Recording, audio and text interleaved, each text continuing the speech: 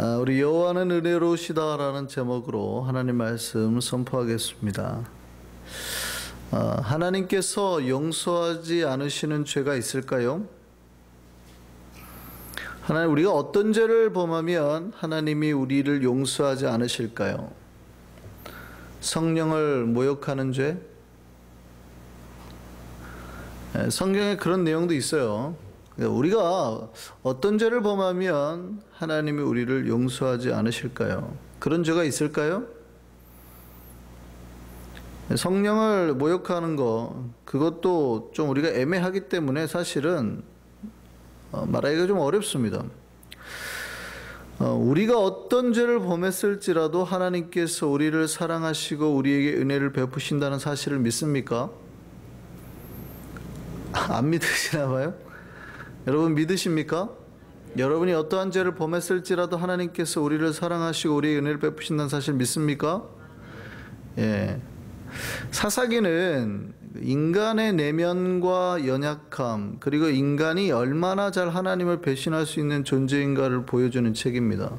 그러니까 우리가 사사기를 보면서 이스라엘 백성을 욕해요. 계속 아유, 이 나쁜 놈들, 마음 약한 놈들, 이렇게 해서 어떻게 하나님을 섬기려고 그러니까 욕하지만, 사실은 사사기는 인간들의 그냥 인생의 삶을 그대로 보여주는 거예요. 우리가 그걸 보면서 화가 나면서 자기 스스로에게 욕을 하는 거예요. 너 같은 것이 무슨 예수를 믿겠다고 맨날 하나님 배신하고, 그러니까 자기를 보면서 자기 스스로 욕하는 거예요. 나한테. 그게 사사기입니다. 하나님이 노예 생활하는 이스라엘 백성을 건져주셨습니다. 홍해를 건너게 하셨고 40년 동안 만나를 주셨습니다. 매일 구름기둥 불기둥으로 지켜주셨어요. 그리고 그들에게 약속하신 가나안 땅을 주셨습니다. 그러니까 그들의 삶이 40년 동안 기적으로 살았단 말이에요. 매일매일 하나님의 기적으로 살았어요. 그들의 삶은 힘들었죠. 왜냐하면 40년 동안 노숙자 생활을 했기 때문에 힘들었던 거는 맞아요. 그렇잖아요. 40년 동안 광야에 살았으니까 얼마나 힘들었겠어요. 힘들었던 건 맞지만 그럼에도 불구하고 그들의 하루하루의 삶은 매일매일 기적과 기적이 연결된 삶이었다. 아침에 눈 뜨니 반드시 만나가 있었고, 여섯째 날에, 일곱째 날에는 만나가 없어요. 여섯째 날에 2배를 거둬야 돼요. 그러니까 이 약속된 하나님의 기적이 매일매일 나타나요. 눈 뜨면 구름 기둥이 있었고 불기둥이 있었단 말이죠. 하나님의 은혜가 매일 있었어요. 하나님의 인도하심이 내 앞에 있었어요. 그들의 삶은 비록 노숙자의 삶이었을지 모르지만 하나님이 매일매일 기적으로 그들을 이끌어 주신 삶이 있었단 말이에요. 그리고 가나안에 들어갔더니 그 40년을 버티고 났더니 이제 풍성한 삶이 돌아왔어요. 우리에게 땅이 생기고 집이 생기고 농사를 심었더니 풍성한 것들이 막 돌아오기 시작했단 말이죠. 그러면 여러분 하나님 잘 섬기실래요? 하나님 배반하고 다른 신 섬길래요?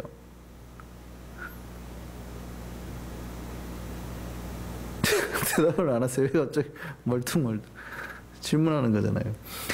여러분의 삶이 그러면 그래도 끝까지 하나님 섬기실래요? 아니면은 다른 신을 섬기실래요? 그렇죠. 평생 하나님만 섬기며 살아야 되는 거 아닙니까? 근데 이스라엘 백성이 가나안 땅에 들어가니까 하나님 잊어버렸어요? 다른 신을 섬겼어요. 그러자 하나님이 이스라엘 백성을 가나안 땅에 가나안 다른 족속을 세워가지고 치게 하셨습니다. 그러니까 이스라엘 백성이 이제 정신을 차리죠. 하나님 잘못했어요. 하나님 잘못했어요. 그러자 하나님이 그 기도를 듣고 회개를 듣고 사사 온니엘을 보냈습니다. 그리고 이스라엘을 구원하게 하셨어요. 또 이제 살만해지니까 또 이스라엘 백성이 죄를 범했어요. 그러니까 이번에는 모압 왕을 들어가지고 이스라엘을 치게 하셨습니다. 그랬더니 여러분 왼손잡이 기억나시죠? 에옷을 들어가지고 또 구원을 내십니다. 그런데 또 살만하니까 또 죄를 범해요. 그러니까 사사 삼가를 보내시고, 그러다 또 살만하니까 또 죄를 범해요. 그러니까 드보라와 바락을 보내서 구원하시고, 그래도 또 죄를 범해요. 이번에는 미디안을 들어가지고 치시죠. 하나님이 구원자로 기드온을 보내셨습니다. 그 뒤로도 사사 돌라와 야일이 또 이스라엘을 구원했습니다. 우리가 읽은 사사기가 아침마다 꿰뚫던 사사기가 거기까지예요. 사사기만 봐도 이스라엘 백성이 몇 번이나 하나님을 배반했어요? 7번이나. 7번이나 계속 하나님을 배신한 거예요. 자, 이래도 다시 하나님이 이스라엘 백성을 구원해 주셔야 할까요? 여러분, 이 배신자를 하나님이 다시 용서하셔야 될까요? 그냥 버려버리고 다시 하나님 백성 찾으면 안 돼요? 여러분, 사사기에서만 7번이잖아요. 광야에서는 40년 동안 사는데 얼마나 많이 원망하고 매일매일 원망하고 불평하고 배신했어요. 그렇게 따지면 엄청난 거 아닙니까?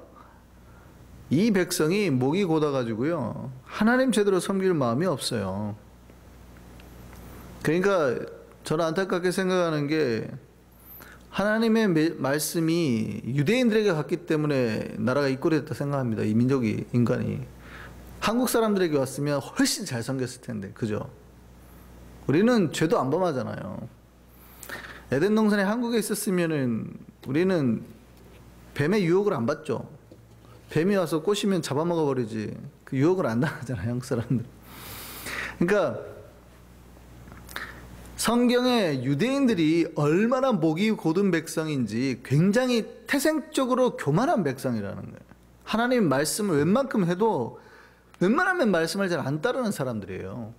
우린 유대인들이 되게 말씀을 잘 따르는 사람이라고 생각하지만 기본적으로 유대인들은 자존심이 엄청 센 백성, 자기 이득이나 돈에 아주 민감한 백성이에요. 성경은 계속해서 이 목이 곧은 백성, 목이 곧은 백성은 굉장히 교만한 백성입니다.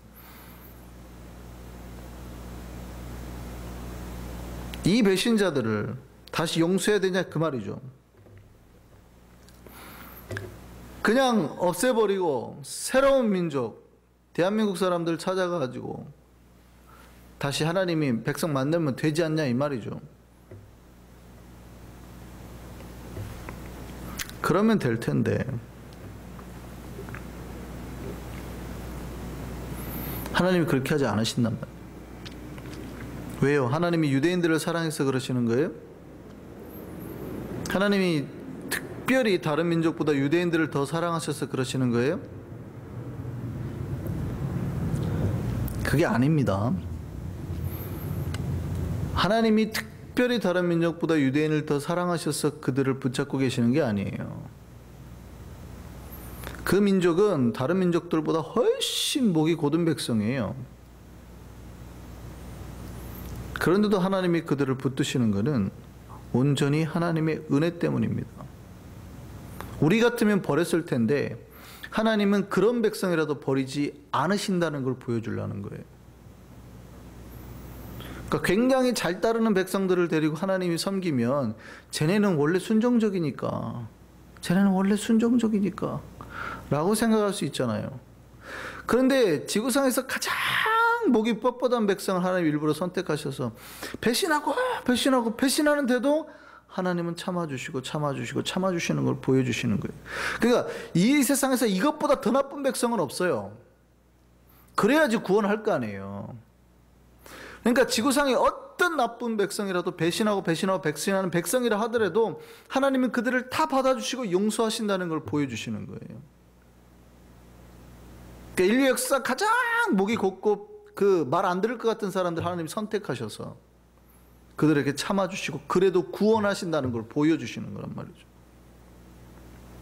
우리는 착각합니다. 아, 유대인들이 굉장히 잘하기 때문에 하나님을 잘 섬기니까 하나님 선택하셨구나. 천만입니다. 정반대입니다. 그래야지 하나님께서 은혜로우신 게 이 땅에 증명이 되잖아요. 그래야지 어떤 민족이라도 하나님을 믿을 수 있게 되는 거 아니에요.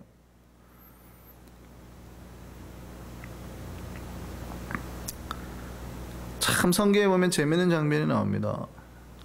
인간이 하나님의 뜻을 거역할 수 있을까요? 인간이 하나님이 하려는 걸 막을 수 있을까요? 없죠. 인간이 어떻게 하나님의 뜻을 거역하며 하나님이 하려는 걸 막을 수 있겠습니까? 그런데 성경을 보면 아주 이상한 장면이 나옵니다. 하나님께서 한 입을 가지고 두 말하는 장면이 나옵니다. 우리 출애굽기 32장 9절 말씀 보시죠. 여호와께서 모세에게 이르시되 보세요. 내가 이 백성을 보니 뭐라고 그래요? 목이 뻣뻣한 백성이래. 야, 기가 막히게 이 백성이 얼마나 목이 뻣뻣한지 며칠 전에 하나님이 건져주신 거예요. 그것도 홍해라는 기적을 보여줘가지고. 보통 한국 사람들은 그런 정도의 기적을 보면 놀래가지고 그거 이야기하는데 며칠이 걸릴 거란 말이죠. 와, 니네 바다가 갈라지는 거 봤어? 깜짝 놀란다. 이럴 거란 말이죠. 평생 바다가 갈라지는 걸 처음 봤으니까. 근데 이 백성이 얼마나 목이 뻣뻣한지 며칠 만에 그걸 잊어버려요. 그리고 모세가 하나님 앞에 계시를 받아가지고 지금 십계명 받으러 올라가고 있거든요. 곧 있으면 하나님을 놀라운 기적을 계시를 가지고 응답을 가지고 내려올 거란 말이죠. 근데 그 새를 못 참고 송아지 상을 만들어 가지고 춤추고 난리죠. 희한한 백성이죠. 하나님이 뭐라고 하는지 보세요. 모세에게 이르실 때 내가 이 백성을 보니 목이 뻣뻣한 백성이로다. 야, 하나님이 못 견디겠다는 거야. 야, 얘네는 진짜 못 견디겠다 이런 거예요. 그래서 뭐라고 하는지 보세요. 그런즉 내가 하는 대로 두라. 내가 그들에게 진노하여 그들을 진멸하고 너를 큰 나라가 되게 하리라. 하나님이 못 견디겠다. 이 민족을 못 견디겠다. 얘네는 진짜 못 견디겠다. 다 진멸해버릴게. 다 죽이고 내가 너를 다시 새로운 민족으로 나라로 만들게. 이 얘기잖아요. 근데 모세가 그 다음에 뭐라고 기도하나 보세요. 출애굽기 32장 11절. 모세가 그의 하나님 여호와께 구하여 이르되 여호와여 어찌하여 그 큰 권능과 강한 성으로 애굽 땅에서 인도해내신 주의 백성에게 진노하시나이까. 어찌하여 애굽 사람들이 이르기를 여호와가 자기 백성을 산에서 죽이고 지면에서 진멸하는 악한 의도로 인도해내셨다고 말하게 하시려 하나이까. 주의 맹렬한 노를 그치시고 뜻을 돌이키사 주의 백성에게 이 화를 내리지 마옵소서. 모세가 굉장히 건방지죠. 하나님께서 방금 뭐라고 그러냐면 내가 얘네 다 진멸해버리겠다. 지금 하나님의 뜻과 의지를 말했단 말이에요. 계획을 말했단 말이에요. 천하의 어떤 인간이 하나님의 계획 앞에 그리하지 마옵소서 어찌하여 두 번이나 외치면서 막을 수 있겠어요? 천하의 어떤 인간이. 여러분 가만 두시겠어요? 어떤 목사님이 그랬어요. 하나님은 독재자라고. 하나님이 독재자 아니죠.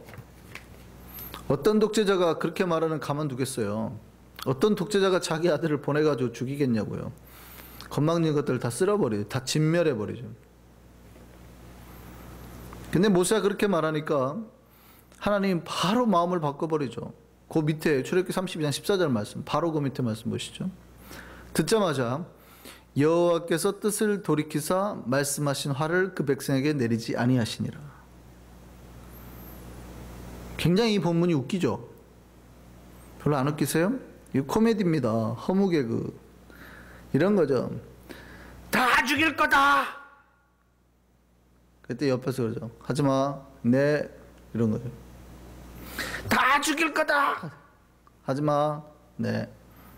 굉장히 무슨 허무 개그 같은 코미디 같은 상황이에요. 하나님께서 다 죽일 거다 했는데 인간인 모세가 그러지 마세요 라고 했더니 알았어 라고 말하는 장면이거든요.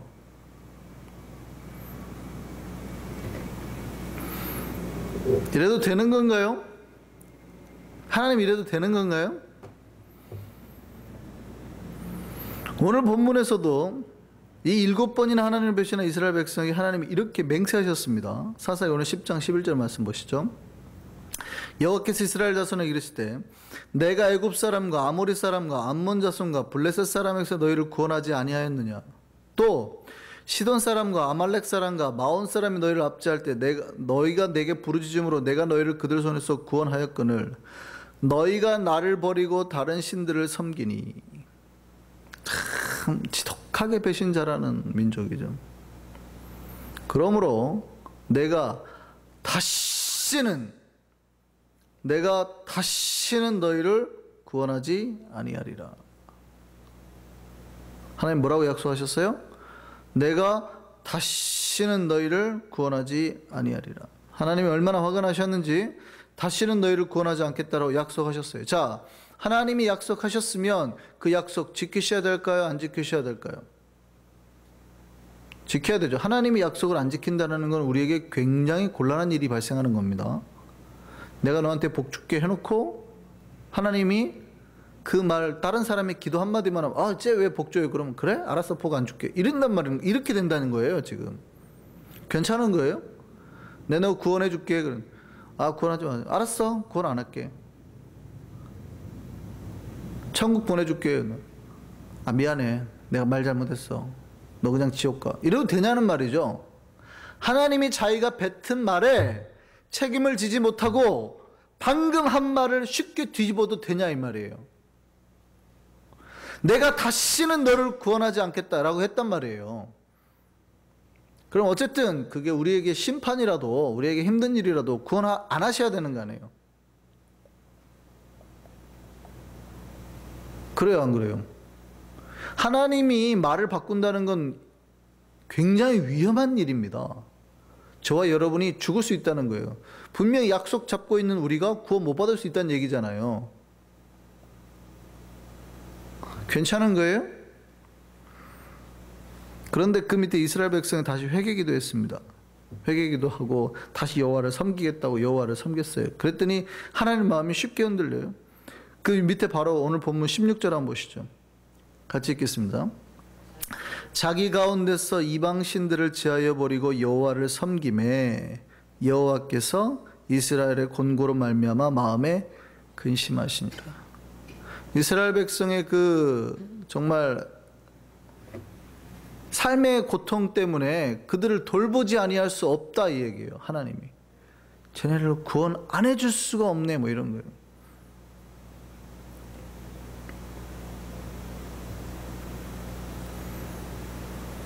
참 마음 여리신 하나님이죠.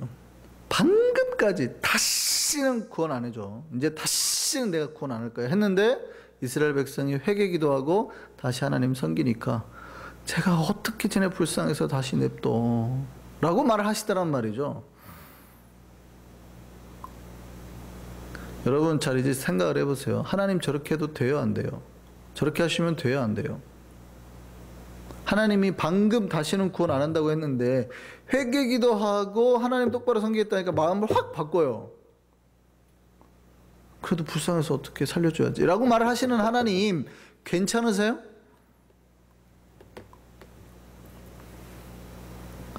여러분 하나님이 절대자가 마음을 뒤바꾼다라는 게 이렇게 쉽게 뒤바꾼다라고 하는 게 굉장히 위험한 일이라고 제가 말씀을 드렸어요. 그런데 결국 이번 주의 주인공 입다가 등장하게 되죠. 다시 살리려고. 하나님 이래도 될까요? 자기가 한 말을 이렇게 쉽게 바꿔도 되냐 이 말입니다. 이 질문은 우리에게도 똑같이 적용됩니다. 우리가 하나님을 믿겠다고 했으면서도 우리가 계속해서 죄를 범하죠. 우리는 7번이 아니라 정말 수백 번씩 죄를 범하고 하나님을 배신합니다. 이스라엘 백성은 민족적으로 7번밖에 배신하지 않았지만 우리는 매일매일 배신하죠. 우리가 하나님 믿겠다고 했는데도 사실 우리는 거의 매일 배신을 합니다. 우리 하나님 잘 믿겠습니다. 결단하고 헌신하고 그런데도 배신하죠. 자, 이렇게 매일 배신하는 우리, 하나님 잘 믿겠다고 했는데 매일 배신하는 우리, 하나님이 어떻게 처우해야 되냐라는 질문입니다. 똑같은 거예요. 우리가 하나님을 섬기겠다고 했는데, 우리가 하나님을 잘 믿겠다고 했는데 욕망 따라갔으니, 죄를 범했으니 이제 다시는 구원하지 않고 심판받게 해야 되는 거 아니에요? 그래야 공의의 하나님 아니에요?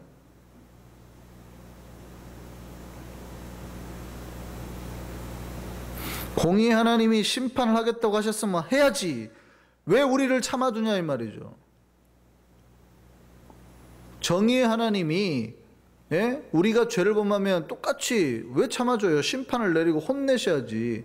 왜 오늘도 우리를 용서하고 이렇게 불러주셔서 그래서 내가 쟤네를 어떻게 심판해? 라고 참아주시냐 이 말이죠. 다시는 구원하지 않겠다고 하셨으면 망하게 둬야지. 기도하러 돌아왔다고 곧바로 다시 구원하시면 하나님 체면이 뭐가 되냐 이 말입니다. 그런데도 하나님 이스라엘 백성 구원하셨죠. 그런데도 하나님 오늘도 우리에게 구원하시고 우리에게 은혜를 베푸시죠. 그 이유는 하나님은 당신 체면보다 우리를 더 사랑하시기 때문입니다. 하나님은 말을 바꾸시지 않습니다. 하나님은 변개치 않으시죠. 그런데 하나님이 어디 부분에서요? 죄를 사할 때, 은혜 부분에서는 관대하세요. 왜냐하면 하나님은 사랑이시기 때문에. 하나님은 은혜로우시기 때문에. 하나님은 은혜로우셔서 당신의 자녀가 고통 가운데 있는 걸 원하시지 않기 때문입니다. 그러니까 하나님의 심판의 메시지는요, 돌아오라고 하는 거지. 하나님이 심판의 메시지를 던질 때는 한 번만 걸려라. 네 지금 신앙생활 잘하고 있지만 내가 지켜볼 거다. 한 번만 잘못하는 건 나오기만 해라. 너는 그것만 걸리면 나한테 죽은 거야 라고 심판을 하려고 메시지를 주시는 게 아니다 이 말이에요. 하나님 우리를 얼마나 사랑하셔서 우리가 돌아오기를 바라시는 거예요. 여호와 앞으로 돌아오기를. 하나님 우리를 심판하려고 벼르고 있는 게 아니라, 우리가 죄를 보면서 다 죽기를 바라시는 게 아니라 돌아와서 다시 하나님을 섬기고 하나님 뜻대로 살기를 바라시기 때문에요. 여호와는 은혜로우십니다. 오늘날 우리가 수없이 많은 죄를 범해도 하나님 여전히 우리를 사랑하시고 우리를 살려주십니다. 그게 오늘까지 우리가 살 수 있었던 이유예요. 이 은혜를 기억하시기 바랍니다. 우리의 수많은 죄도 우리를 참아주시고 용서하신 하나님의 사랑을 기억하시기 바랍니다. 지금 이 순간에도 하나님 인내하시고 우리를 죄대로 죽이지 않으신 그 하나님의 은혜 기억하시기 바랍니다. 자, 이렇게 설교를 하면 이제 이 설교를 듣는 사람들은 한없는 은혜주의에 빠질 겁니다. 아, 이제 어떤 죄를 범해도 하나님 내 마음이 약해가지고 다 용서해 주시는구나 하나님.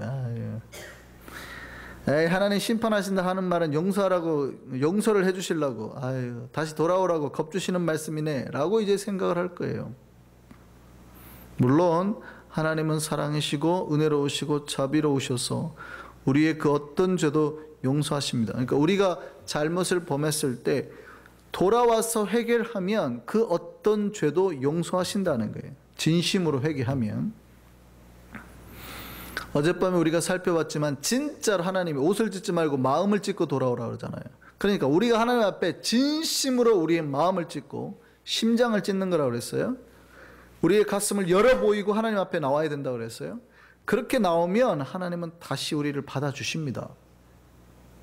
그러나 반드시 기억하셔야 될 게 있어요. 여러분이 계속 죄를 범하고 돌아오지 않은 그 기간 동안에 하나님은 그냥 두시지 않는다는 거예요. 거룩하신 하나님은 죄와 부정을 싫어할 뿐 아니라 죄를 범하는 자들을 가만두지 않습니다. 특별히 자녀가 죄를 범하고 있으면 돌아오게 하려고 하는 거죠. 하나님이 죄를 범한 이스라엘 백성 가만두시지 않았죠. 옆 나라들을 들어서 침략하게 하셨잖아요. 이게 얼마나 심한 고통이었는지요. 재물이나 가족까지 다 잃었어요. 기드온은 심지어 평생 숨어서 살았어요.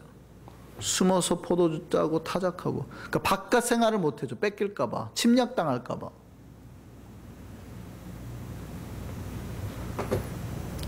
그만큼 위험했던 거죠. 우리가 속히 여호와께 돌아가지 않으면 우리는 그 순간 이미 심판을 경험하게 될 겁니다. 하나님의 영원한 심판은 우리가 안 당할지 몰라요. 그러나 돌아오기 전까지 이미 우리는 심판을 당하죠. 목숨 뺏기고 재물 뺏기고 병드는 거는 문제도 아니죠. 주님은 우리가 회개하고 돌아올 때까지 우리에게 벌을 내리실 겁니다. 잘 들으셔야 돼요. 여호와는 은혜로우십니다. 왜 은혜로운 줄 아세요? 우리가 당신의 자녀이기 때문에 한없이 은혜로우십니다. 근데 여호와는 집착도 엄청나십니다. 왜요? 우리가 당신의 자녀이기 때문에. 그래서 여호와는 질투하신 하나님이랬잖아요. 잘 들으셔야 돼요. 여호와가 한없이 은혜로우시다는 얘기는 우리에게 한없이 집착하신다는 얘기도 돼요. 우리가 어떤 죄를 범해도 돌아와서 아빠 살려주세요 하면 살려주죠. 아버지시니까. 근데 그만큼 한없이 집착하신다는 얘기예요.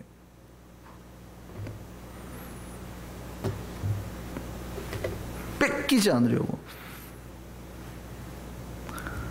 하나님은 절대 자신의 자녀를 사탄에게 뺏기를 원하지 않았어요. 그 개인의 욕망에게 뺏기를 원하지 않았어요. 그러니 당신의 자녀가 사탄의 유혹에 빠졌을 때 다시 구하기 위해서 얼마나 강하게 역사하시겠냐고요.